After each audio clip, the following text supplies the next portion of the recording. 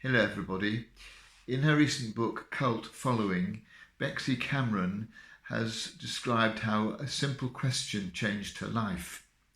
She had been from birth a member of the cult Children of God, based in California and at one time boasting more than 10,000 members.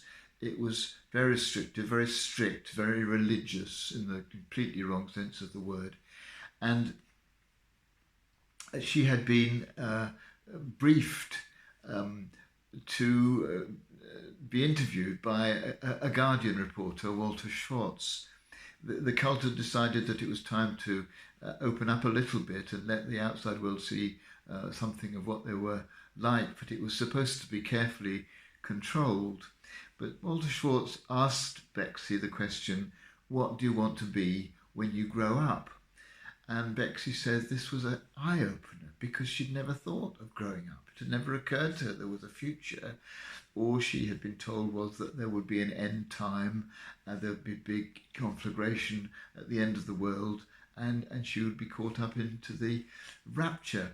And she suddenly saw that there needed to be a way out. It seems a really important question, not just for people like her, but for all of us. What do you want to be? Not necessarily when you grow up, because many of us watching this video will be grown up, but what do you want to be?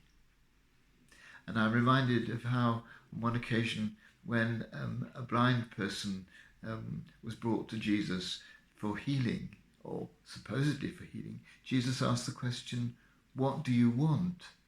It seemed obvious that he wanted to be able to see, but actually Jesus wanted to see more deeply than that. What was it that he really wanted?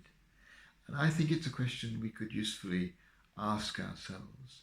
Of course, it's a risky question because if you find that what you really want is very different from what you've actually got, and that the pathway from one to the other is impossible to follow, then there can be a level of dissatisfaction with your present situation that wasn't there before. But it may be that even then, working with that will be a way forward, a way of becoming who you want to be rather than who you are at the moment. But for many of us, it will perhaps identify more gradual changes, perhaps less major changes than that. But we may discover that there might be things that we want to do differently, be differently about how we live, but which we didn't realise until we asked ourselves the question. So let's today do that. What do I really, really want?